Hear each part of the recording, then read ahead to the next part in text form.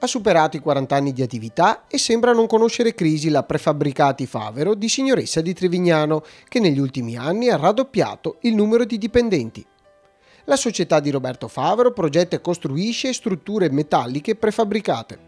Il punto di forza dell'azienda nostra è che la nostra clientela è una clientela buona, sana, guardiamo di accontentarli sotto tutti gli aspetti. I clienti oggi cos'è che cercano, cos'è che vogliono? Tutto, il massimo vogliono, perché la puntualità, lavori fatti bene,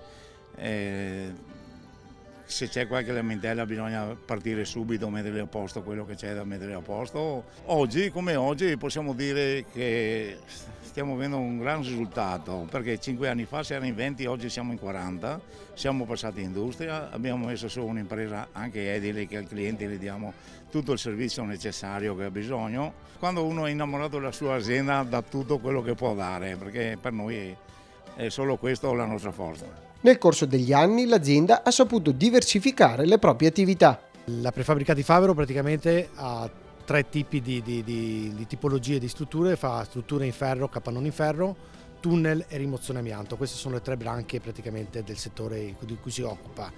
Come Zootecnica Favero invece praticamente gestisce e commercializza e produce una serie di tipologie di attrezzature per interni stalla, allevamento in genere, diciamo. La struttura in ferro è sicuramente molto più flessibile a livello di costruzione, in quanto si può creare a misura in base al tipo di destinazione, diciamo, della struttura, per misure, ingombri, passi. È molto flessibile, diciamo, come struttura, è molto più leggera a livello di fondazioni, quindi si va a risparmiare anche a livello di fondazioni, ed è molto personalizzata, ecco, soprattutto la personalizzazione della struttura.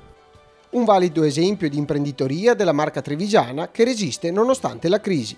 Per un amministratore avere aziende così che lavorano con il cuore penso sia davvero un orgoglio. Beh, la ricchezza del nostro territorio, avere persone come Roberto Favero e i suoi fratelli che nel tempo si sono costruiti un'azienda seria, sana e che porta in alto anche i valori del nostro territorio.